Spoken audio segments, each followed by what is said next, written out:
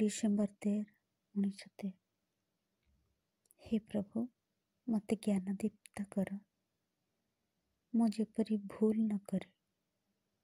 जो असीम श्रद्धा, एकांत भक्ति और तीव्र गभीर प्रेम नहीं मु तो निकट को जाऊछि, ताहा जेपरी चतुर्दिगरे आलोक विच्छुरण करू, विश्वास संचार करू, संक्रामक होई उठू, जेपरी ताहा समस्तଙ୍କ हृदय जागरित हेउ।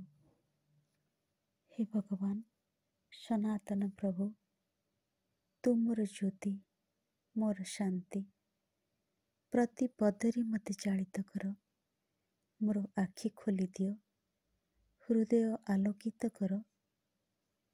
जो पथ सीधा भावरे तो आड़कू जाइछि, सेई पथरी मते नहीं चल।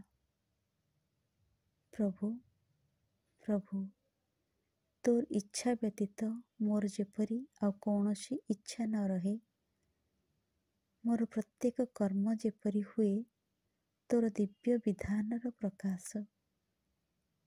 एक विपुल ज्योति मते प्लावित करिछि, तो छड़ा मो चेतनारी आउ किछि नाही।